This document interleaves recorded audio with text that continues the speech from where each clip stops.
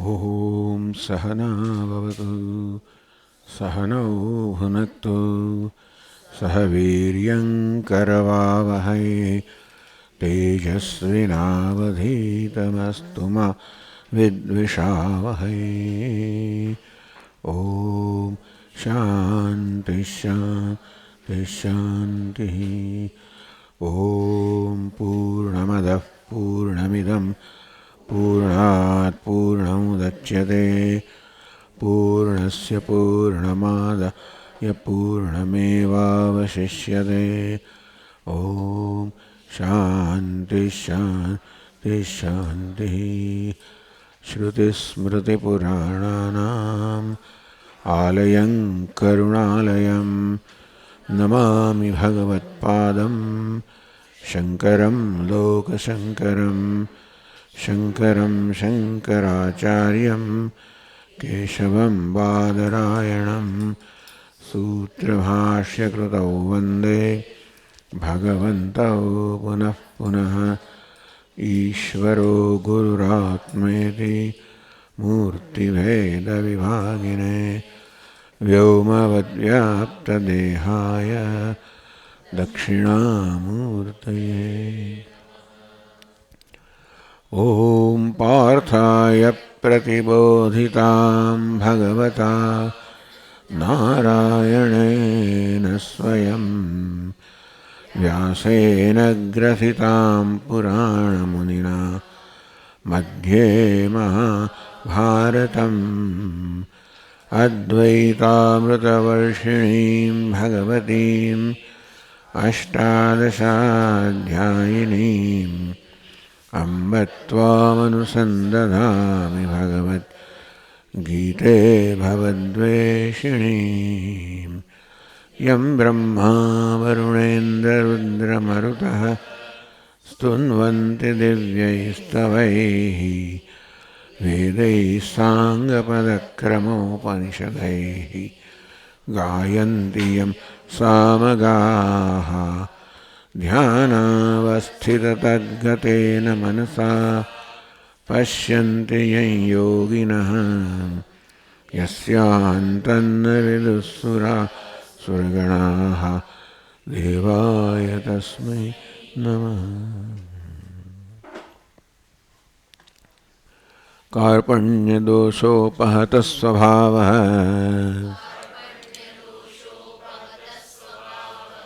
पृच्छामि त्वां धर्मसम्मूढचेताः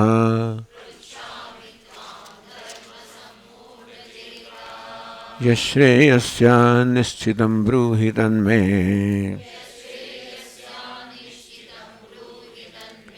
शिष्यस्तेऽहं शाधि मां त्वां प्रपन्नम्।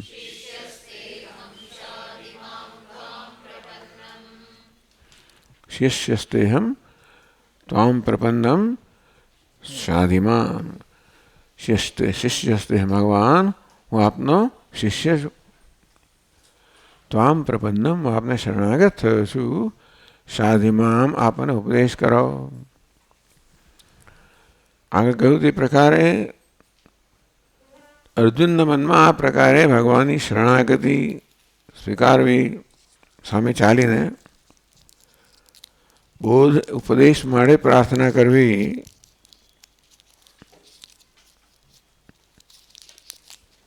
એ એક અદ્ભુત વસ્તુ છે.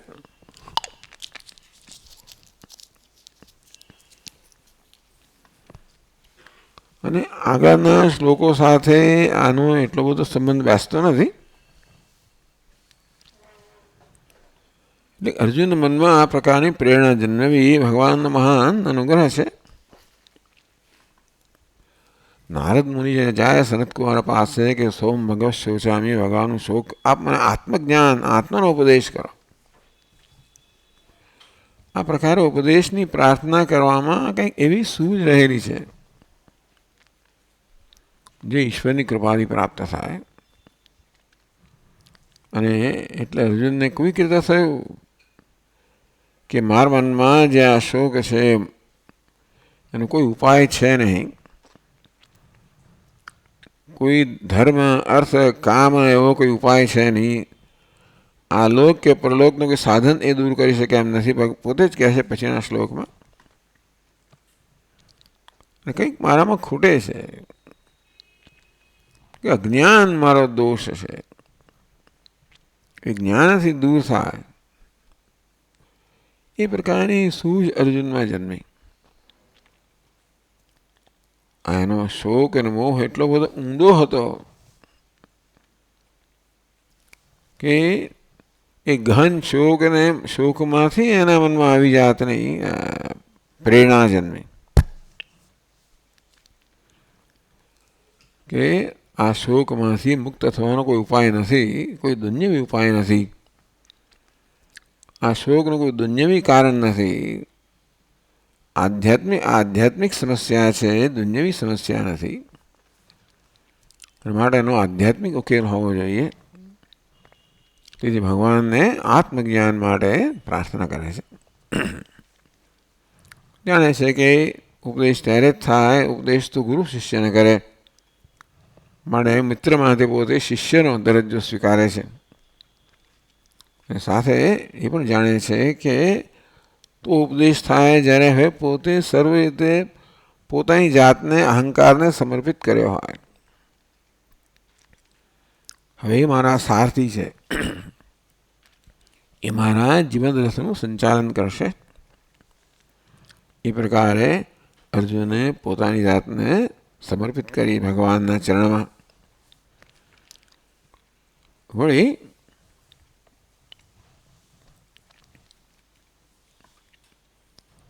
સ્વયં શ્રેયો વિચારાય. તને શ્રેય જોઈએ, જીવનમાં કલ્યાણ જોઈએ, તો તું બુદ્ધિમાન છે, વિદ્વાન છે, તો જાતે જ એ શું તારે જેનું કલ્યાણ કરશે તું પોતે વિચાર ને.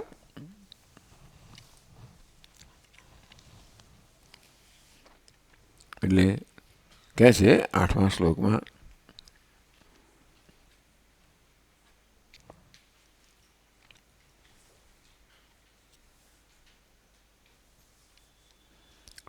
નહીં પ્રપશ્યામિ મમાપનુદ્યાત યચ્છોકમુચ્છોષણમિન્દ્રિયાણામ અવાપ્ય ભૂમાવસપત્નમૃદ્ધમ રાજ્યમ સુરાણામપિ ચાધિપત્યમ.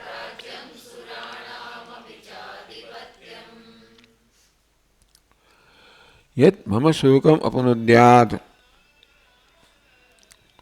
ઇન્દ્રિયાણામ ઉચ્છોષણમ શોકમ. મારી ઇન્દ્રિયો જે છે એ ઇન્દ્રિયોને જ્વલન કરનારી, ઇન્દ્રિયોને સંતાપ કરનારો આ જે શોક છે, અપનુદ્યાત એને દૂર કરે. નહીં પ્રપશ્યામી, એનો કોઈ ઉપાય હું જોતો નથી. એટલે કે આ લોક કે પરલોકમાં મારી જાણમાં એવું કશું જ નથી જે મારી ઇન્દ્રિયમાં એટલે મારા મનમાં જે શોક છે, સંતાપ છે, જ્વલન છે, એને દૂર કરી શકે. તો ભગવાન કહે કે તારા હાથમાં તો બધું જ છે. યુદ્ધ જીતી જઈશ તો તને પૃથ્વીનું રાજ્ય પ્રાપ્ત થશે અને સ્વર્ગનું પ્રાપ્ત થાય. તો એ શું? અવાપે ભૂમૌ અસપત્નમ વૃદ્ધમ રાજ્યમ. વૃદ્ધમ સમૃદ્ધ રાજ્ય, અસપત્નમ સપત્ન અર્થાત કોઈ શત્રુ રહિત નિષ્કંટક સમૃદ્ધ રાજ્ય અવાપ્ય પ્રાપ્ત કરીને સુરાણામ આપી, આ લોકમાં નિષ્કંટક રાજ્ય પ્રાપ્ત કરીને, એટલું જ નહીં પરંતુ દેવતાઓનું આધિપત્ય પ્રાપ્ત કરીને, અથવા આ લોક અને પરલોક બધું જ પ્રાપ્ત કરીને, બધાનું આધિપત્ય, બધાનું રાજ્ય, એ બધું જ રાજ્ય પ્રાપ્ત કર્યા પછી પણ એ દુનિયાની સર્વ સિદ્ધિઓ પ્રાપ્ત કર્યા છતાં પણ મારી ઇન્દ્રિયોને સંતાપ કરનારો આ જે શોક છે એ દૂર થાય એવો કોઈ ઉપાય હું જોતો નથી. અને માટે એ નિશ્ચિતમ શ્રેયસ્યાત. આ શ્લોક પહેલાં આવો જોઈતો હતો. એટલે અર્જુન એના મનમાં શું ગળમથલ ચાલી કે શું પ્રક્રિયા ચાલી જેને કારણે ભગવાન પાસેથી જ્ઞાન ઉપદેશની પ્રાર્થના કરી કે ભગવાન આ લોક કે પરલોકમાં કોઈ પણ સિદ્ધિઓ પ્રાપ્ત કર્યા છતાં પણ એ કોઈ વસ્તુ મારા શોકને દૂર કરી શકે એમ નથી. એવું તને કેમ ખબર પડી? એવી ખબર પડી એ શું જન્મ ઉત્પન્ન થઈ?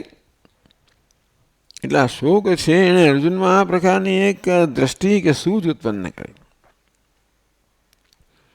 કે આ શોક જે મારા મનને સંતપ્ત કરી રહ્યો છે એને દૂર કરે એવો કોઈ આ લોક કે પરલોકમાં કોઈ ઉપાય નથી. આ લોકનું રાજ્ય પ્રાપ્ત થાય, પરલોકનું રાજ્ય પ્રાપ્ત થાય તો પણ મારા શોક દૂર થાય એવો કોઈ ઉપાય હું જોતો નથી. અને માટે યશ શ્રેયસ્યાદ નિશ્ચિતમ બ્રૂહિ તન્મે, નિશ્ચિતમ શ્રેયસ્યાદ જેનાથી મને નિશ્ચિત શ્રેયસ પ્રાપ્ત થાય, સ્થાયી શ્રેય પ્રાપ્ત થાય. શ્રેય પ્રાપ્ત થાય જ ન થાય એવું નહીં, પ્રાપ્ત થયા પછી ક્યારે જાય નહીં એવું શ્રેયસ મને જોઈએ, કલ્યાણ જોઈએ. પ્રત્યેક મનુષ્ય એ જ ઈચ્છતા હોય છે. જાણે કે અજાણે આપણે કલ્યાણ ઈચ્છતા હોઈએ છીએ કે જે પ્રાપ્ત કર્યા પછી કશું પ્રાપ્ત કરવાનું રહે નહીં. જે પ્રાપ્ત કર્યા પછી વળી પાછું ક્યારેય વિદાય ન લે. એટલે ભગવાન આપ એનો ઉપાય મને કહો. અને અર્જુન મને આ પણ એક સૂઝ જાગૃત થઈ છે કે આ તો જ્ઞાન જ એનો ઉપાય છે. એટલે ભગવાન આપનો ઉપદેશ કરો. અને ઉપદેશ ત્યારે થાય જ્યારે હું આપનો શિષ્ય છું, આપને ચરણે શરણાગત છું. માટે ભગવાન આપ મને એનો ઉપદેશ કરો જેથી આ શોક દૂર થાય.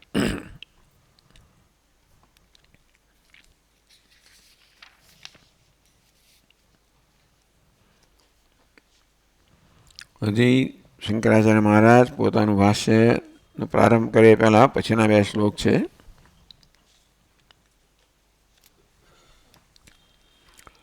એવમુક્ત્વા ઋષિકેશમ ગુણાકેશઃ પરંતપઃ નયોત્સેતિ ગોવિંદમ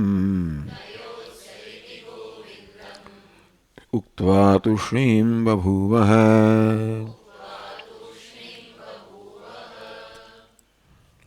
યુક્તા ઋષિકેશમ ઋષિકાણામ ઈશ ઋષિકેશ ઋષિકાણી ઇન્દ્રિયાણી. તો જેણે પોતાની બધી જ ઇન્દ્રિયોને પર વિજય પ્રાપ્ત કર્યો છે. ગુણાકેશ જેણે નિદ્રા પર વિજય પ્રાપ્ત કર્યો છે.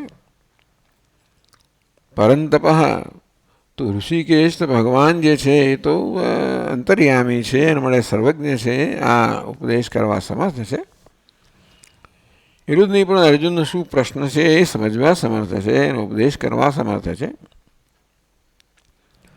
ગુણાકેશ જેનો ગુણાકાર અર્થાત નિદ્રા પર વિજય પ્રાપ્ત કર્યો છે. પરંતપ ટૂંકમાં જેની હાજરીમાં શત્રુઓ સંતપ્ત થાય છે, શત્રુઓને સંતાપ ઉત્પન્ન કરનાર અર્જુન. નયોત્સે આવો અર્જુન, એ પરંતપ અર્જુન કહે છે નયોત્સે ભગવાન હું યુદ્ધ નહીં કરું. ગોવિંદ મુક્તવા એ પ્રકારે ગોવિંદને ભગવાનને કહીને તુષ્ણીમ બહુવ. ઋષિકેશ એટલે બધી ઇન્દ્રિયના પ્રવર્તક. ઋષિકાણામ ઇન્દ્રિયાણામ ઈશ પ્રવર્તક. અને ગોવિંદ ગામ એ વિંદતી ગોવિંદ ટૂંકમાં ગામ એટલે ગોનો અર્થ અહીંયા થાય છે વેદ, ઇન્દ્રિયો.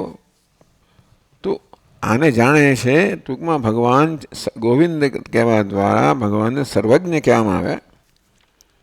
ઋષિકેશ કહેવા દ્વારા ભગવાનને સર્વસમર્થ કહેવામાં આવ્યા.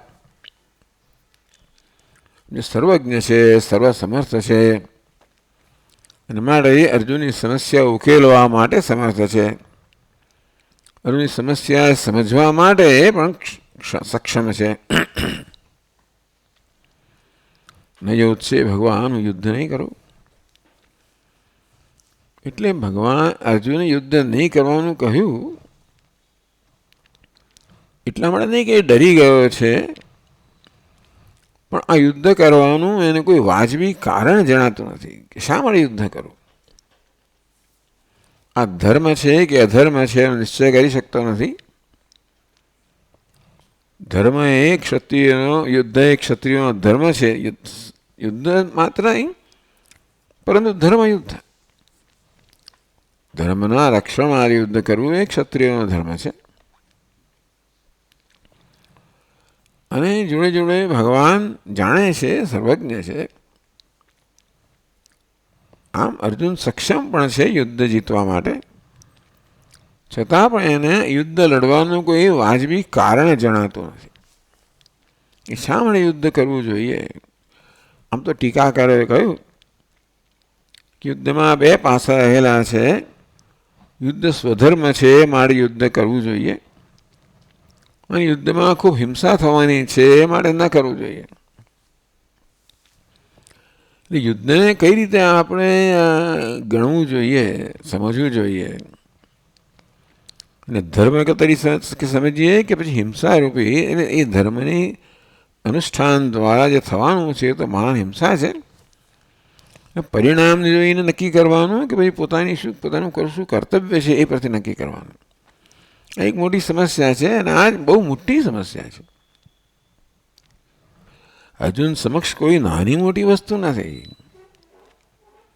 જરૂર એ સમજે છે કે યુદ્ધ મારો ધર્મ છે, પણ પરિણામ કદી સ્વીકાર્ય નથી. એ દ્વારા બધા સ્વજનોનો વધ થશે, અને એ મહાન નુકસાન થશે, અને પછી આગળ વર્ણન કરશે પોતે. કર્યું કે કેવી રીતે આ બધું કરવાથી સમગ્ર કુળનો નાશ થશે, બધા કુળ ધર્મનો નાશ થશે વગેરે. એ દ્વારા જે નુકસાન થવાનું છે એ તો બહુ સ્પષ્ટ જ છે. એ દ્વારા જે ફાયદો થવાનો છે કે બહુ સ્પષ્ટ જણાતું નથી. આ કહ્યું તેમ નુકસાન જે છે એ તો સ્થૂળ છે, એને માટે એ સમજવું સ્પષ્ટ છે. લાભ છે એ સૂક્ષ્મ છે, અને એ સમજવું એટલું સરળ નથી. હા, મારો ધર્મ છે, બરોબર, ધર્મનું અનુષ્ઠાન કે શું થાય? ક્ષત્રિય તરીકે યુદ્ધ એ મારો ધર્મ છે, એ ધારો કે ધર્મનું પાલન કરવું તો એ શું? એટલે કે પોતાના ધર્મનું પાલન કરવાને કારણે શું પ્રાપ્ત થાય? કોઈ સૂક્ષ્મ વસ્તુ પ્રાપ્ત થાય, અને સ્થૂળ વસ્તુ ગુમાવવી પડે. સૂક્ષ્મ વસ્તુ જે પ્રાપ્ત થાય એની કિંમત હજી સમજાઈ નથી. એમાં સૂક્ષ્મ વસ્તુ છે, આધ્યાત્મિક છે, જે એને માટે એનું નુકસાન છે એ સ્થૂળ છે. અને સ્થૂળ બહુ સ્પષ્ટ હોય આપણને, આધ્યાત્મિક તો આંતરિક છે, સૂક્ષ્મ છે એટલું સ્પષ્ટ ના હોય. એટલે નહીં છે યુદ્ધ કરવાનું મને કોઈ વાજબી કારણ દેખાતું નથી, માટે યુદ્ધ નહીં કરો. એટલે અર્જુને એમ નથી કહ્યું કે હું ડરી ગયો છું કે મારે ભાગી જવું છે. યુદ્ધ ન કરવાનું એની પાસે કારણ છે. યુદ્ધ કરવાનું કારણ એને જણાતું નથી. શા માટે યુદ્ધ થવું જોઈએ? આટલું બધું નુકસાન થવાનું છે, આટલી હિંસા થવાની છે. જે પ્રાપ્ત થયે રાજ્ય વગેરેમાં રસ નથી. કિંદો રાજ્યનો ગોવિંદ કિમ ભોગે કિમ સુખે નવા. રાજ્યને શું કરવાનું, ભોગને શું કરવાના, સુખના સાધનને શું કરવાનું? એટલે એ બધાની અલ્પતા એ જોઈ શકે છે. અંતેથી આ યુદ્ધ, આ ધર્મનું પાલન કરવાથી શું પ્રાપ્ત થશે એને કોઈ પોતાને પ્રેરિત કરે, ઉત્સાહિત કરે એવું કોઈ કર્મફળ જણાતું નથી. એટલે અર્જુનની બુદ્ધિ કર્મફળ પર છે. અને શું થશે, આવું નુકસાન થશે, વધ થશે વગેરે, એને ધ્યાનમાં રાખીને કહે છે યુદ્ધ નહીં કરો. આ મૂળભૂત સમસ્યા મનુષ્યની છે. જેનું શું મહત્વનું છે? કર્મફળ મહત્વનું છે કે પછી ધર્મ? કર્મ નહીં પણ ધર્મ મહત્વનો છે. કર્મફળમાં આટલું બધું નુકસાન છે એ તો બહુ સ્પષ્ટ છે. ધર્મનું પાલન કરવાથી શું લાભ છે એવો સ્પષ્ટ નથી. અને માટે અર્જુનના યુદ્ધ કરવાનું કોઈ વાજબી કારણ જણાતું નથી. માટે યુદ્ધ નહીં કરું. યુદ્ધ કરવા માટે સક્ષમ નથી માટે નહીં, ડરી ગયો છું માટે નહીં, પરંતુ યુદ્ધ કરવાનું કોઈ વાજબી કારણ મને જણાતું નથી. અને કોઈ પણ કર્મ કરતા પહેલાં આપણને વસ્તુની જરૂરિયાત સમજાય. એ બધું પણ વ્યક્તિગત લાભ સમજાય. સામાન્ય રીતે કોઈ પણ કર્મ કરતા પહેલાં એ દ્વારા મને વ્યક્તિગત લાભ શું થશે એ સામાન્ય આપણી ગણતરી હોય. કોઈ વ્યક્તિગત લાભ ન હોય તો પછી આપણે એ કર્મ કરવા તૈયાર ન થઈએ. તો એ રીતે અર્જુનને પણ અમે વ્યક્તિગત લાભ શું છે એ જણાતું નથી.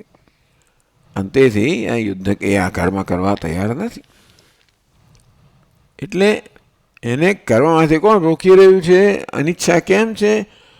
કર્મ કરવાનો શું લાભ છે એ ન જણાય માટે એને. એટલે ભગવાન જો એને સમજાવે કે શું લાભ છે તો કર્મ કરે. એટલે પોતે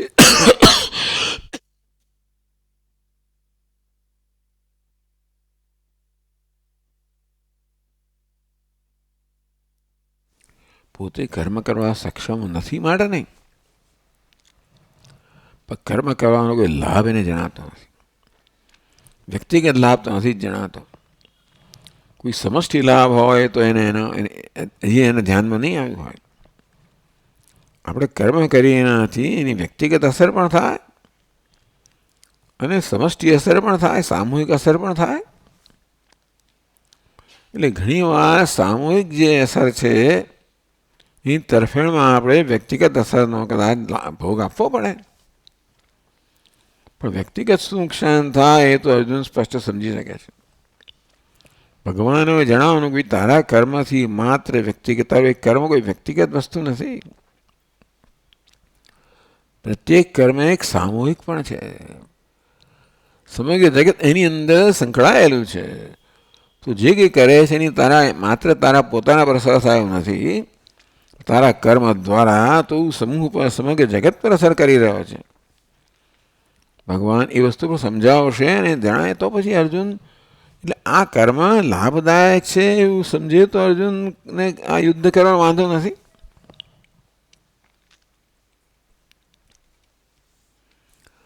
એટલે આ સાંભળીને ભગવાન 10મા શ્લોકમાં સંજય કહે છે, તમુવાચ ઋષિકેશઃ પ્રહસન્નિવ ભારત સેનયોરુભયોર્મધ્યે વિષીદन्तમિદં વચઃ.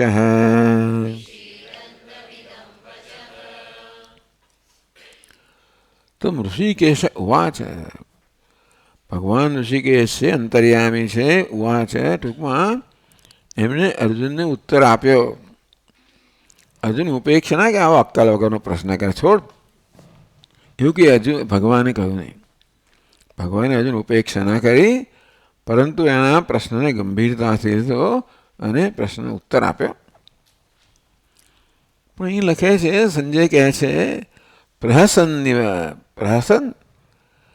જાણે કે હસતા હોય તેમ. પ્રહસન ઇવ, આપણે હસીએ એટલે કોઈની મશ્કરી કરવા, બે અર્થ થાય છે. ક્યાં તો આપણે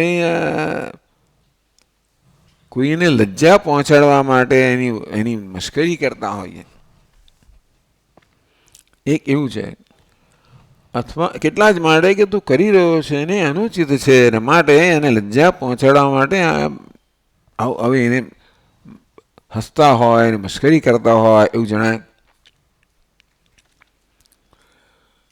અથવા તો પછી એને અનુચિત આચરણ પ્રકાશનેન લજ્જોત્પાદનમ પ્રહાસ, એનું આચરણ અનુચિત છે અને માટે એનામાં લજ્જા ઉત્પન્ન કરવા માટે ભગવાન આવી રીતે હસે છે, જાણે કે હસે છે. હવે લજ્જા શા માટે પહોંચાડવા માંગે ભગવાન? લજ્જા તો દુઃખાત્મિકાયતી દ્વેષ વિષય. કોઈ લજ્જા પહોંચાડવા માગે માટે કોઈક રીતે એટલે એ તો એને દુઃખ જન્મવાનું છે ને, એટલે દ્વેષયુક્ત છે આ. એ ભગવાન આવું હસે સ્મિત કરે તો અર્જુનમાં લજ્જા ઉત્પન્ન કરવા માટે, દુઃખ જન્માવવા માટે એવું કરતા હોય એવું તો ના હોય. અર્જુન તો ભગવાનનું કૃપા પાત્ર છે, મળે ભગવાન અર્જુન દુઃખ પહોંચાડવા માગે એવું તંદા બને તો અર્જુન વિવેક જન્માવવા માટે.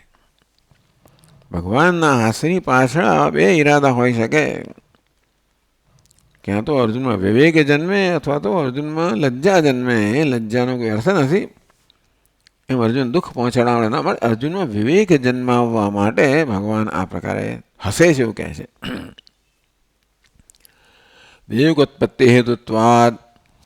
આમ આમાં લજ્જા અંશ છે તો ગૌણ છે, પણ વિવેક જન્માવો એ મુખ્ય એનું પ્રયોજન છે. એટલે પ્રહસન ઇવ કહ્યું, જાણે કે હસતા હોય તેમ. હસતા હોય તો એની ઉપહાસ કરે છે. ઉપહાસ કરવો એટલે મશ્કરી કરવી, એટલે લજ્જા ઉત્પન્ન કરવી. પણ પ્રહસન ઇવ જાણે કે હસતા હોય, જાણે કે ઉપહાસ કરતા હોય, એટલે ઉપહાસ કરવો એનો મુખ્ય હેતુ નથી. પણ હસવાનું બે કારણ કે આવું બોલે છે તું, આવું બોલે છે એમ ક્યારે કહેવાય? બોલવામાં કોઈ પ્રકારનો વિવેક ના હોય ત્યારે. તો તું આવું બોલે છે એટલા માટે કે ભાઈ તું સમજ કે આ બોલવાની પાછળનું શું, એનો શું અર્થ રહેલો છે. એટલે અર્જુનમાં વિવેક જન્માવા માટે ભગવાન જાણે કે મશ્કરી કરતા હોય, જાણે કે ઉપહાસ કરતા હોય એ પ્રકારે બોલે છે. અહીંથી ભગવાન શંકરાચાર્યનું ભાષ્યનો પ્રારંભ થાય છે.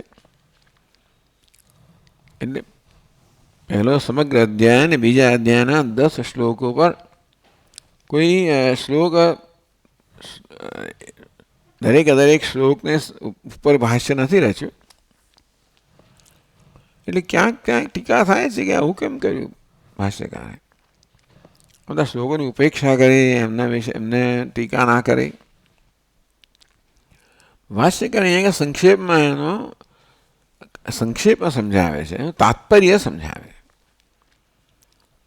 શંકરાચાર્ય ભગવાન માને છે કે આ પ્રત્યેક શ્લોકની વ્યાખ્યા કરવાની આવશ્યકતા નથી. એટલે આ અત્યાર સુધી ગ્રંથ ગયો પહેલો અધ્યાય અને બીજા અધ્યાયના 10 શ્લોકો, તાત્પર્ય શું છે, એટલે કે એમાં શું કહેવાનો ઈરાદો છે. તાત્પર્ય એટલે એને શું પહોંચાડવાનો ઈરાદો છે. અને હંમેશા સૌથી વધારે અગત્યની વસ્તુ તાત્પર્ય નિશ્ચય છે. શાસ્ત્રોમાં તાત્પર્ય નિશ્ચય પર સૌથી વધારે ભાર આપવામાં આવે. તાત્પર્ય એટલે જે વક્તા છે, વક્તા કયા પ્રકારના અર્થને ધ્યાનમાં રાખીને બોલી રહ્યો છે. ઘણીવાર માત્ર આપણે એનો વ્યાકરણથી જ અર્થ કરીએ તો પર્યાપ્ત ન હોય.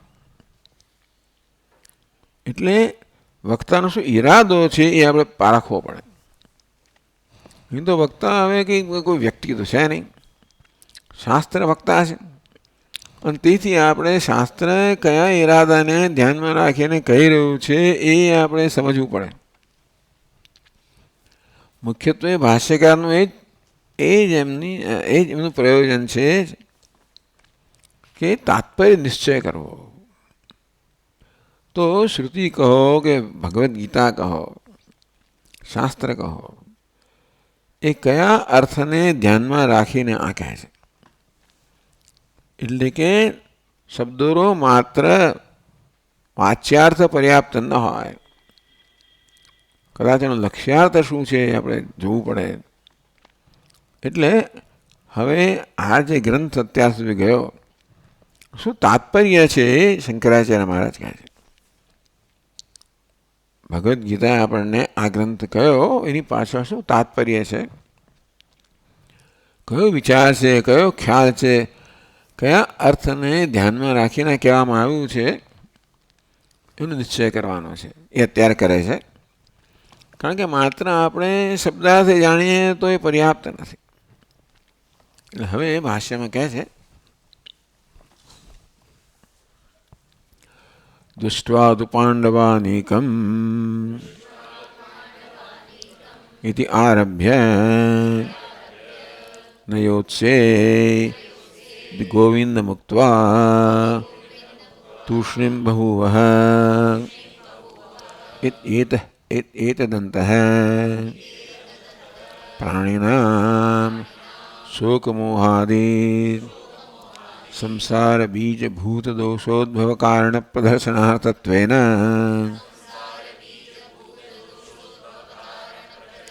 વ્યાખ્યેયો ગ્રંથઃ.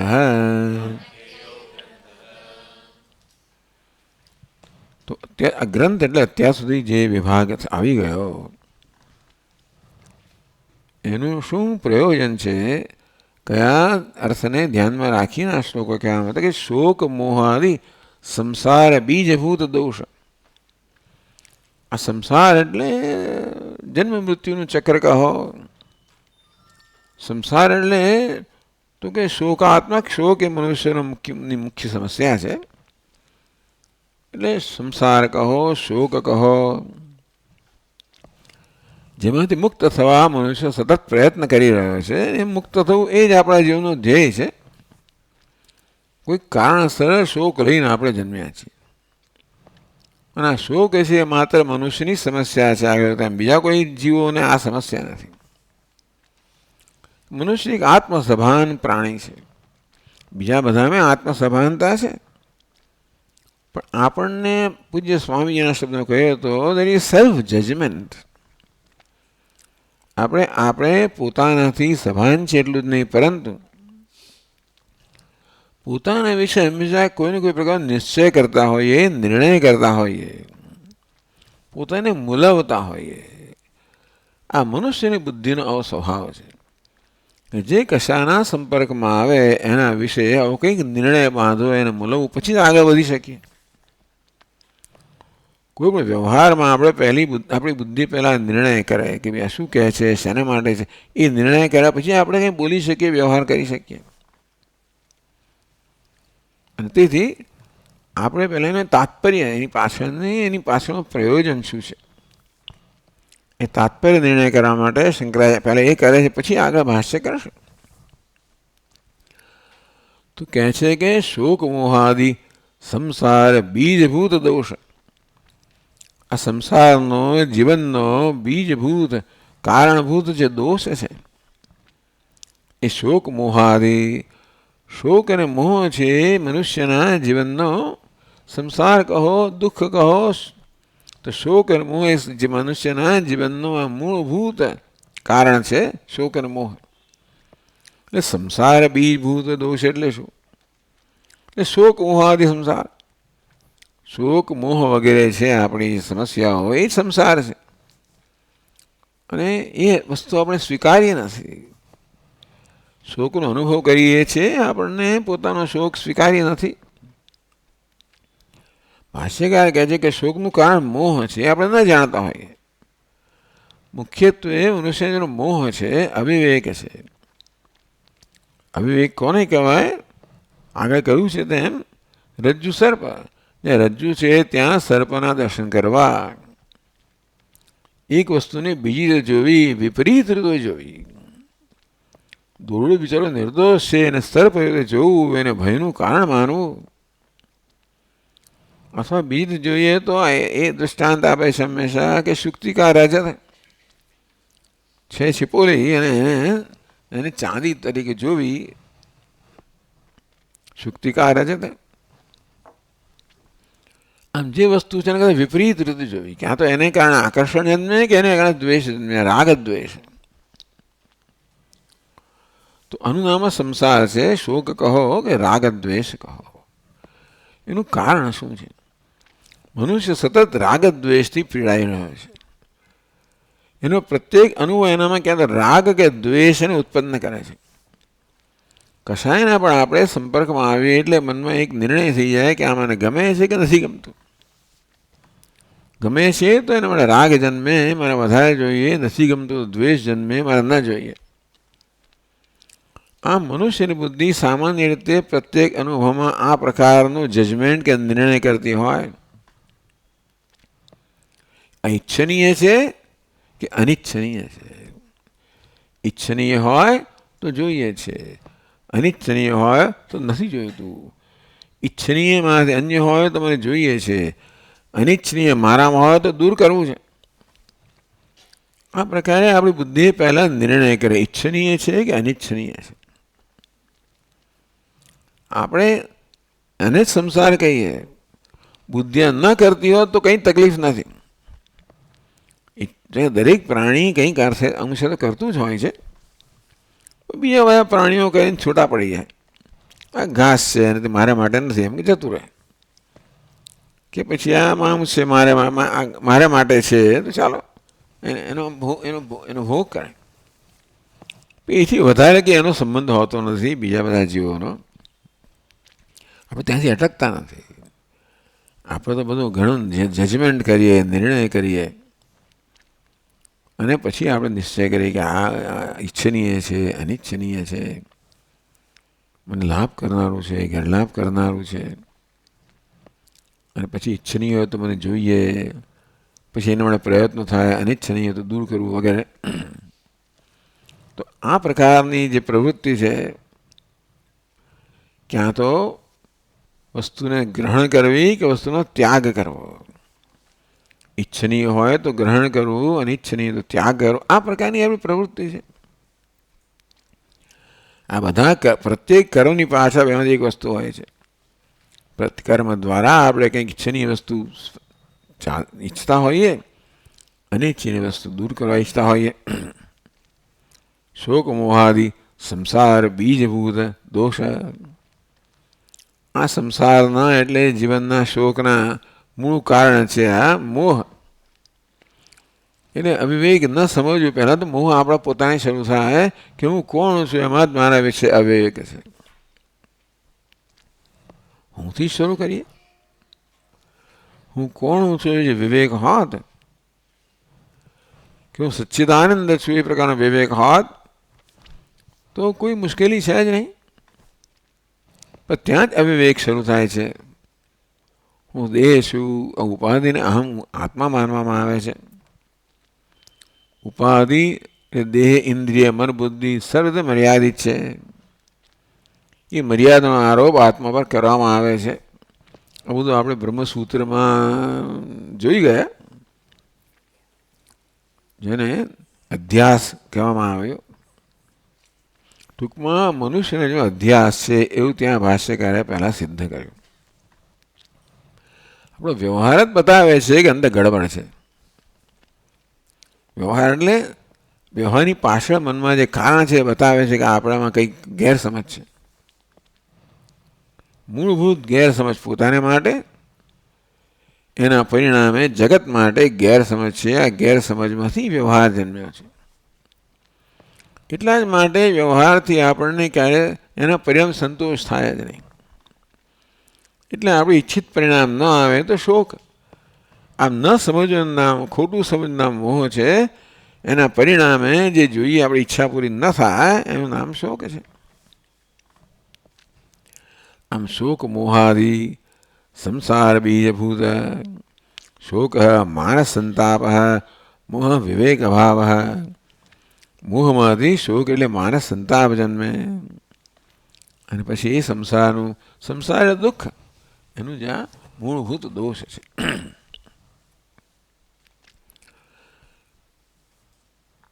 ને એનું કે ભગવાન કહે છે અહીંયા શંકરાચાર્ય મહારાજ કે એનું કારણ છે અહંકાર મમકાર. એ ઉદ્ભવ કારણ પ્રદર્શનાર્થ તેના વ્યાખ્યો ગ્રંથ. અત્યારે ગ્રંથ છે, અત્યારે જે શ્લોકો છે એને આ પ્રકારે સમજવાનો કે આ મનુષ્યના જીવનમાં જે શોક મોહ છે એનું શું કારણ છે એ સમજાવવા માટે અત્યાર સુધીના શ્લોકો છે, અત્યારનો ગ્રંથ છે. તો શું છે મહારાજ આપ કહો તો પોતે સમજાવે છે. તથા હિ અર્જુનેન રાજ્ય ગુરુપુત્ર મિત્ર સુહૃદ સ્વજન સંબંધી બાંધવેશુ હમેશાં મમ એતે ઇત્યેવં પ્રત્યનિમિત્ત સ્નેહ સ્નેહવિચ્છેદાદી નિમિત્તૌ આત્મનઃ શોકમોહો પ્રદર્શિતૌ કથમ ભીષ્મહં સંખ્યે ઇત્યાદિના.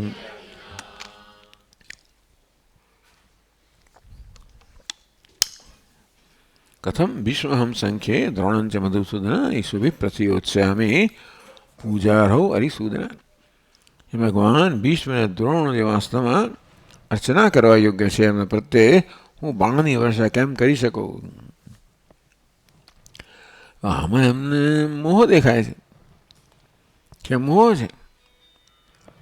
આપણે આગળ કહી જ ગયા છે કે પોતાની સમક્ષ જે છે એમને ભીષ્મ અને દ્રોણ રૂપે જોવા એ જ મોહ છે. કહ્યું ને કે રણ મેદાનની અંદર કોઈ એવો સંબંધ હોતો નથી. એ શત્રુઓ છે. ત્યાં શત્રુ બુદ્ધિ હોવી જોઈએ. ત્યાં આવી રીતે પિતામહ છે, ગુરુ છે, એ બુદ્ધિ જન્મે તમે કંઈ કરી જ ના શકો. પરસેવો થઈ જાય કે એમની બાણ કેવી રીતે કે એમને મારા એમને ચરણની પૂજા કરવી જોઈએ. એક દ્રષ્ટિ બદલાઈ જાય તો કેવું મનુષ્યનું જીવન બદલાઈ જાય છે, એ બધો વ્યવહાર બદલાઈ જાય છે. અર્જુન જ્યારે રણ મેદાનમાં આવ્યો ત્યારે બહુ સ્પષ્ટ હતું કે આ બધા સાથે મારે યુદ્ધ કરવાનું છે. ધાતરાષ્ટ્રસ્ય દુર્બુદ્ધે યુદ્ધે પ્રિય ચિકીર્ષવ. આ દુર્બુદ્ધિ દુર્યોધનને ખુશ કરવા માટે જે બધા દુષ્ટ લોકો ભેગા થાય દુર્બુદ્ધિ એ બધાને મારે જોઈ લેવા છે. ત્યાં સુધી બહુ સ્પષ્ટ હતું કે આ બધા શત્રુઓ છે, દુર્બુદ્ધિ દુર્યોધન છે, માત્ર ખુશ કરવા માટે અહીંયા આવ્યા છે. ક્યાંક બદલાઈ ગયું ને એમને ત્યાં ભીષ્મ દ્રોણ વગેરે દેખાયા, સગાવાલાઓ દેખાયા, પુત્ર મિત્ર દેખાયા.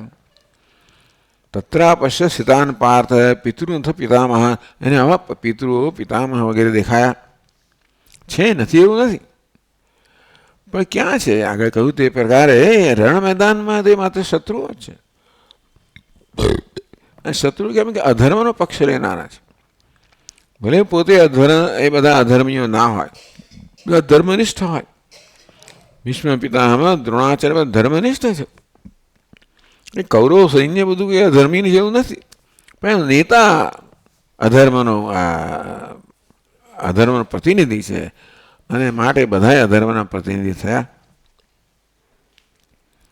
અંતેથી અધર્મ સમક્ષ લડી રહ્યો છે એ પોતાના સગાવાળાઓ કે મિત્રો સાથે નહીં. એટલે આને મોહ કહેવામાં આવ્યો. મોહ એટલે અવિવેક. એમાંથી શોક જન્મ્યો. નહીં તો એ શોકનું કારણ નથી. એમને જે છે શત્રુ એ રીતે જો જોવામાં આવ્યા હોત તો કોઈ શોક ના જન્મ્યો હોત, તો યુદ્ધ માટેની પ્રેરણા જ જન્મી હોત. પણ એમને મિત્ર, એમને સગા સંબંધીને જોવામાં આવ્યા, એ મોહ છે, એમાંથી આ શોક જન્મ્યો. એટલે એ અગત્યનું છે. ભાષ્યકાર કહે છે કે અર્જુનના શોકનું કારણ શું છે? આ બધાનું મૃત્યુ બરાબર છે, પણ અર્જુનની દ્રષ્ટિ છે આ શોકનું કારણ છે. પહેલાં જે દ્રષ્ટિ હતી કે આ બધા શત્રુઓ છે, એ દ્રષ્ટિ હોય તો કોઈ શોક ન જન્મે. પણ આ બધા સ્વજનો છે એ પ્રકારની દ્રષ્ટિ જન્મે ત્યારે શોક જન્મે. એટલે શોકનું કારણ આંતરિક છે, બાહ્ય નથી. શોક મોહાદિ સમજાર બીજભૂત દોષોદ્ભવ કારણ પ્રદર્શનાર્થત્વેન. શોક મોહ વગેરે સંસાર છે એનું મૂળ કારણ શું છે એ દર્શાવવા માટે કે આ અહમ એ કહે છે. તથા હિ અર્જુનસ્ય રાજ્ય ગુરુ પુત્ર મિત્ર સુહૃદ સ્વજન સંબંધી બાંધવેશુ. એની સમક્ષ છે આ બધા. ગુરુ રાજ્યમાં પણ મારું રાજ્ય પેલાનું વગેરે, ગુરુ પુત્ર મિત્ર સુહૃદ સ્વજન સંબંધી બાંધવો હંમેશા મમ એતે. હું એમનો છું, એ મારા છે. ઘરમાં બરોબર છે, રણ મેદાનમાં નથી. એટલે આ પ્રકારે અર્જુન મનની અંદર એકદમ પરિવર્તન આવી ગયું. તેથી પહેલાં એ જેને શત્રુ તરીકે જોતો હતો અને હવે રાજ્ય, પુત્ર, ગુરુ, મિત્ર, સુરત એ વગેરે જોવા માંડ્યો. અને તેથી અહમેશા મમ એતેતી, હું એમનો છું, એ મારા છે. પછી તો યુદ્ધ થઈ ને, પછી તો એ હિંસા કહેવાય. એમને આપણે મિત્ર તરીકે જોતા હોઈએ, સ્વજન તરીકે જોતા હોય, પછી જો એમને મારીએ તો હિંસા જ કહેવાય. અધર્મના પ્રતિનિધિ છે એ પ્રકારની દ્રષ્ટિ હોય તો જ તમારું તો જ તમારું કાર્ય છે એ યોગ્ય કહેવાય. હું જાણું છું કે આ મારો મિત્ર છે ને છતાં એને તીર મારી રહ્યો હોવ તો જરૂર અધર્મ કહેવાય, હિંસા કહેવાય.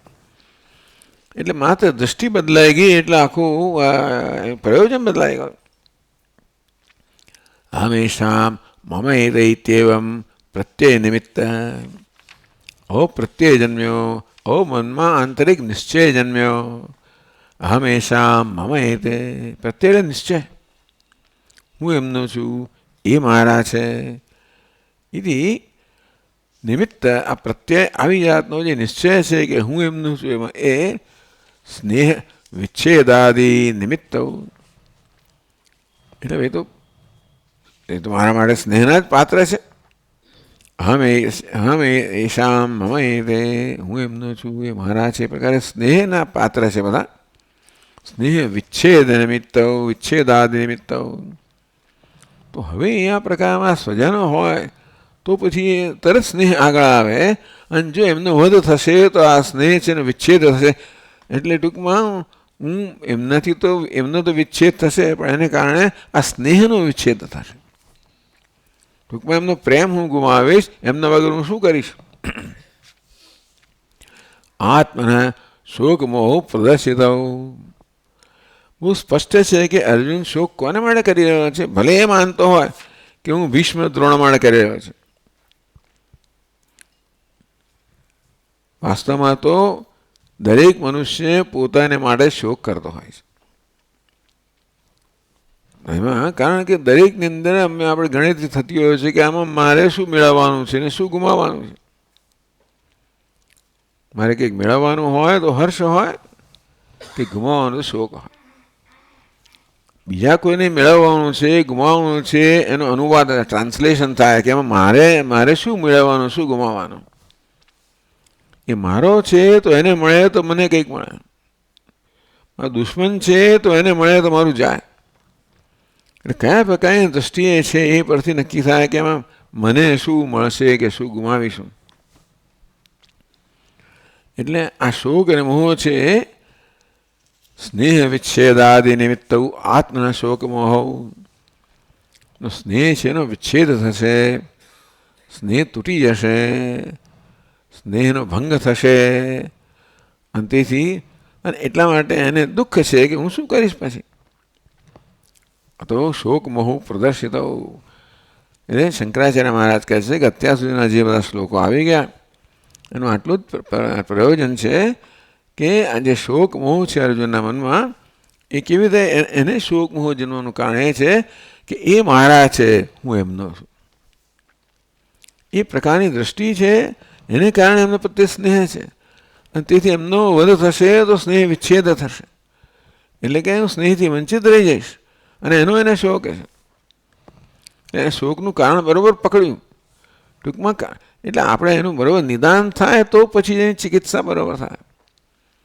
એટલે શંકરાચાર્ય મહારાજ કહે છે કે અત્યાર સુધી ગ્રંથ જે આવી ગયા, બધા શ્લોકો જે આવી ગયા, એમાં ભગવદ્ ગીતા આટલું જ બતાવવા માંગે છે કે શોક ને મોહનું મૂળ કારણ શું છે. હંમેશા મમ એતે, અહંકાર મમકાર છે વાસ્તવમાં એ જ સ્નેહ વિચ્છેદ. એટલે કે ટૂંકમાં એમના પ્રત્યેનો એમનો જે મારા પ્રત્યે સ્નેહ છે એને કારણે મારા સુખના સાધન છે, સલામતીના સાધન છે. એમના મૃત્યુથી હું સુખ અને સલામતી વંચિત રહી જઈશ. અને ખરેખર તો શોકનું કારણ તો પોતે જ છે. પોતાને નુકસાન થવાનું હોય, ગેરલાભ થવાનો હોય, એ શોકનું કારણ છે. પણ કોઈક રીતે જે ત્યાં થઈ રહ્યું છે એની પોતાના પર શું અસર છે એવું મન ગણતરી કરે છે અને પછી નિર્ણય કરે છે કે આ યોગ્ય છે કે નથી યોગ્ય. આમ એકવાર અર્જુનને મનમાં આવી જાતનું મનમાં આવું સ્થાપિત થયું કે મારા છે, મારા સગા સંબંધી સ્વજન છે, તો એ સ્વજનનો જ્યારે વધ થાય, એમનો જ્યારે વિચ્છેદ થાય, તો પછી શોકનું કારણ બને એમાં શંકા જ નથી. એ દ્રષ્ટિએ શોક ઉત્પન્ન કર્યો. એટલે ભગવાનમાં દ્રષ્ટિ જ બદલવાની છે, બીજું કંઈ બદલવાનું નથી. એ દ્રષ્ટિ બદલાઈ જાય, નષ્ટો શોક સ્મૃતિ લબ્ધા, તો પછી એનો શોક જતો રહે. પણ આટલા બધા પ્રકરણો જોઈશે, એના માટે અધ્યાયો જોઈશે, એનામાં સમગ્ર પરિવર્તન લાવવા માટે. એટલે ભગવદ્ ગીતાને લોકો ભિન્ન ભિન્ન રીતે જોતા હોય છે. એને મોટિવેશનલ પણ લોકો સ્પીચ કહેતા હોય કે અર્જુનને મોટિવેટ કરવો, એને ઉત્સાહિત કરવો યુદ્ધ માટે. એના યુદ્ધ માટેનો ઉત્સાહ જતો રહ્યો એટલે એને ઉત્સાહિત કરવો એવું પણ માને છે. એમ કરનાર વ્યવહારિક ગ્રંથ છે એવું થાય. પણ આપણે વ્યવહારિક ગ્રંથ માનતા નહીં. આ પૂજ્ય સ્વામી સ્પષ્ટ છે કે આ મોક્ષ માટેનો ગ્રંથ છે, આ આધ્યાત્મિક ગ્રંથ છે. એમાં વ્યવહારિક જે ફળ મળે એ તો એને શું કહેવાય, હા, બાય પ્રોડક્ટ, બરાબર. એટલે ટૂંકમાં એનું વ્યવહારિક જે પરિણામ છે એ તો ગૌણ છે. એટલે ભગવદ્ ગીતા આધ્યાત્મિક ગ્રંથ છે. ભલે એમાંથી પછી વ્યવહાર, અત્યારે તો મેનેજમેન્ટને બીજા બધા બુદ્ધિશાળી લોકો ઘણા બધા આમાંથી પાઠ શીખે છે, લેસન્સ. અને ભગવદ્ ગીતા શું આપણે શીખવાડે છે, વ્યવહારમાં શું ઉપયોગ છે, ભલે એવું નથી, એવું નથી. એનું મુખ્ય પ્રયોજન નથી કે વ્યવહાર બધો ઉપયોગ કરો અને બધું મેનેજમેન્ટ કરો અને સફળ થાવ તોય શું? તમે જીવનમાં સફળ થાવ તો એ કઈ રીતે સફળ થયા? તમારી ઈચ્છા પૂરી થઈ, તો ધ્યેય સિદ્ધ થયું, એટલે કે તમને કંઈક અર્થ કામ પ્રાપ્ત થયા, એને સફળતા માનવામાં આવે ને. પૈકી મૂળ સફળતા છે જ નહીં, કારણ કે શોક દૂર થવાનો નથી. એટલે આપણને વ્યવહારિક સફળતા મળે, અર્થ અને કામ મળે, ધન સંપત્તિ મળે, ઈચ્છાઓ પૂરી થાય, તો પણ મનમાં જે શોક છે એ દૂર થવાનું નથી. એ ભગવદ્ ગીતાએ કહેવાનું છે. અને તો ભલે આપણે ભગવદ્ ગીતાના ઉપદેશનો ઉપયોગ કરીએ, એમાં કંઈ ખોટું નથી. આ તો બહુ ઉત્તમ સર્વોત્કૃષ્ટ ગ્રંથ છે, માટેના ઘણા બધા લાભ હોય. ભગવદ્નું મુખ્ય પ્રયોજન નથી. મુખ્ય પ્રયોજન તો મનુષ્યનો મૂળભૂત જે સમસ્યા શોક છે એમાંથી મુક્ત કરવો. તમે એનાથી ટૂંકમાં આ ઉપદેશથી તમે ધર્મ અર્થ કામ પ્રાપ્ત કરો, કે આ લોક કે પરલોકમાં બધું સિદ્ધિ પ્રાપ્ત કરો, તેથી શોક જવાનો નથી. એટલે શોક મોહ પ્રદર્શિત, આટલા સુધીના જે શ્લોકો આવે એ બધામાં અર્જુનના શોક અને મોહ પ્રદર્શિત કરવામાં આવ્યો. અર્જુનના કિસ્સામાં કારણ છે કે આ સ્નેહ વિચ્છેદ થશે, અમારા સંબંધીઓ છે, સગા સંબંધીઓ છે, આ બધા મારા સ્વજનો છે, પ્રિયજનો છે, અંતેથી એમના મૃત્યુથી હું સ્નેહથી વંચિત રહી જઈશ અને અત્યંત દુઃખી થઈ જઈશ. આ પ્રકારની એની દ્રષ્ટિ છે, સામાન્ય માણસમાં હોય જ. કથમ વિશ્વહમ સંખ્ય ઇત્યાદિના, અર્જુને કહ્યું કથમ, ત્યાં સુધી જે કહ્યું એ અગત્યનું નથી. કથમ વિશ્વહમ સંખ્ય દ્રોણસ્ય મધુસૂદન ઈશુભી પ્રતિઉત્સ્યામિ. ભગવાન આપ મને કહો છો, પણ હું આમની સામે આ બાણની વર્ષા કેમ કરી શકું જે પુષ્પની વર્ષાને યોગ્ય છે? એટલે આ શંકરાચાર્ય મારો તાત્પર્ય નિશ્ચય છે, તાત્પર્ય નિર્ણય. અત્યાર સુધીના ગ્રંથનું તાત્પર્ય શું છે, અર્થાત આ બધા શ્લોકો કહેવાની પાછળ શું પ્રયોજન છે, કયા પ્રકારના પ્રયોજનને ધ્યાનમાં રાખીને ભગવદ્ ગીતા આપણા કહી રહી છે. કારણ કે અહીંયા કોઈ વ્યક્તિ છે નહીં, શાસ્ત્ર છે. શાસ્ત્ર તો શબ્દોના રૂપમાં છે, અને શબ્દોનો અર્થ ક્યારે નક્કી થાય? શબ્દનું તાત્પર્ય. એટલે વેદાંતી લોકો કહે છે કે ભાઈ શબ્દનો શું અર્થ કરવાનો, તો શબ્દની પાસે તાત્પર્ય શું છે એ પરથી એના અર્થનો નિશ્ચય થાય. માત્ર વ્યાકરણથી નહીં, પણ કયા પ્રકારના અર્થને ધ્યાનમાં રાખીને શબ્દ કે વાક્યનો પ્રયોગ કરવામાં આવે એ અર્થ, એ સાચો અર્થ છે, માત્ર વ્યાકરણથી કે બીજી રીતે નહીં. એટલા માટે અત્યાર સુધી જે ગ્રંથ આવ્યો એનું તાત્પર્ય શું છે? તો આપ કેમ કહો છો કે આવું એનું તાત્પર્ય છે? કે કેવી રીતે અર્જુનનું જે પ્રકારનું વર્તન હતું એનું કારણ સમજાવે છે શંકરાચાર્ય મહારાજ. શોકમોહાભ્યામ હે અભિભૂત વિવેક વિજ્ઞાન સ્વત એવ ક્ષાત્રધર્મે યુદ્ધે પ્રવૃત્તોપી તસ્માદ યુદ્ધાત ઉપરરામ પરધર્મમ ચ ભિક્ષાજીવનાદિકમ કર્તુમ પ્રવૃત્તે. તો અર્જુન શું કર્યું? સ્વતેવ ક્ષાત્રધર્મે યુદ્ધે પ્રવૃત્તો બી, પોતાની જાતે જ આ યુદ્ધ કરવા તૈયાર થયો હતો. કેમ કે યુદ્ધ કરવું એ ક્ષત્રિયનો ધર્મ, એટલે ધર્મ યુદ્ધ કરવું એ ક્ષત્રિયનો ધર્મ છે. અને તેથી અર્જુન જાતે જ આ યુદ્ધ કરવા તૈયાર થયો હતો. અને તસ્માદ યુદ્ધાત ઉપરરામ, અને જાતે જ એ યુદ્ધમાંથી હવે એ નિવૃત્ત થઈ, એટલે ટૂંકમાં એને વિરામ લીધો. ઉપરરામ નિવૃત્ત થઈ ગયો, છોડી દીધું. કેમ? શોક મોહાભ્યામી અભિભૂત વિજ્ઞાન. શું થયું અર્જુનમાં કે આટલો ઉત્સાહથી એને રણ મેદાનમાં પ્રવેશ કર્યો અને અત્યારે એકદમ એને કહ્યું નહીં ઉત્સે યુદ્ધ નહીં કરવું, તો એનામાં શોક મોહાભ્યામી અભિભૂત વિવેક વિજ્ઞાન. જેનું વિવેકનું વિજ્ઞાન, જેનું વિવેક જ્ઞાન છે, અભિભૂત ટૂંકમાં પરાજિત થઈ ગયું છે. શેનાથી? શોક મોહાભ્યામ. શોક અને મોહથી જેનો વિવેક છે એ વિવેક જ્ઞાન પરાજિત થઈ ગયું છે. એવું અર્જુન, એટલે વિવેક હવે ભૂલી ગયો. વિવેક જ્ઞાન એટલે વિવેક શું છે એ અર્જુન હવે કરી શકતો નથી. એટલે જે ખોટું છે એને સાચું માનવું અને સાચું છે એને ખોટું માનવું, આ પ્રકારની એવો અવિવેક અર્જુનમાં જન્મ્યો. કેમ? શોક મોહાભ્યામ હિ, એનું મન શોક અને મોહથી છવાઈ ગયું. અને માટે હવે ક્ષાત્ર ધર્મ યુદ્ધે પ્રવૃત્તો બી, સ્વયં સ્વતઃ પોતે આ યુદ્ધ જે ક્ષત્રિયનો ધર્મ છે એમાં પ્રવૃત્ત થયો. અને તસ્માદ યુદ્ધાત ઉપરરામા, અને એમાંથી નિવૃત્ત થઈ ગયો અને છોડી દીધું. એટલું જ નહીં, પરંતુ પરધર્મમ છે ભિક્ષા જીવનાદિકમ કર્તુમ પ્રવૃત્તે. ગુરુન હત્વા હિ મહાનુભાવાન શ્રેયો ભોગતુમ ભૈક્ષ્યમપી ઇહ લોકે. અર્જુન બોલી ગયો એટલે એને પકડ્યો કે ભાઈ આ મહાનુભાવો જે છે, આ ભીષ્મ દ્રોણ વગેરે મહાનુભાવો છે, એટલે મહાજ્ઞાનીઓ છે, મહાન વિદ્વાન છે અને મહાપુરુષો છે. એમની હત્યા કરવા કરતાં તો હું ભિક્ષાનું ભોજનમાં લઈને એવું જીવન પસાર કરવાનું યોગ્ય ઈચ્છું છું. હવે એ કંઈ ક્ષત્રિયનો ધર્મ નથી અને ગૃહસ્થનો ધર્મ નથી. કોઈ ગૃહસ્થ ભિક્ષા ના માગી શકે અને ક્ષત્રિય પણ ના માગી શકે.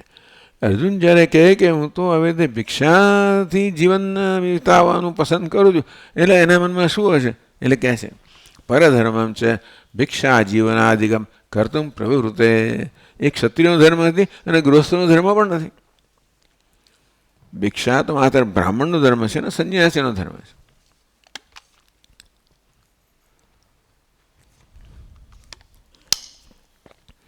જ્યારે કહે છે કે હું તો ભીખ માગવાનું પસંદ કરું છું,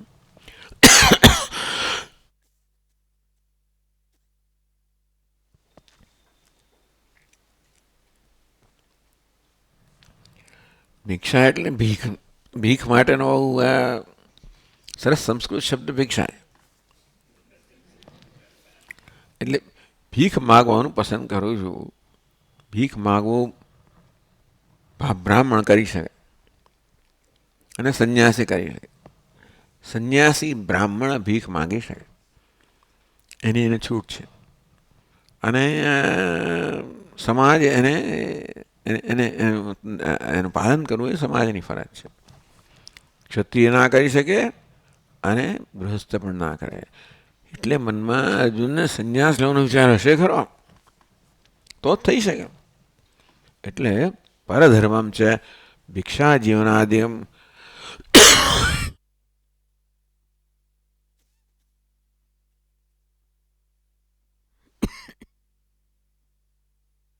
કર્તુમ પ્રવૃત્તિ, અને એ પ્રકારે કરવા પ્રવૃત્ત.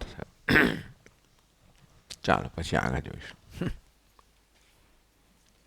ઓમ પૂર્ણમદઃ પૂર્ણમિદં પૂર્ણાત પૂર્ણમુદચ્યતે પૂર્ણસ્ય પૂર્ણમાદાય પૂર્ણમેવાવશિષ્યતે. ઓમ શાંતિ શાંતિ શાંતિ.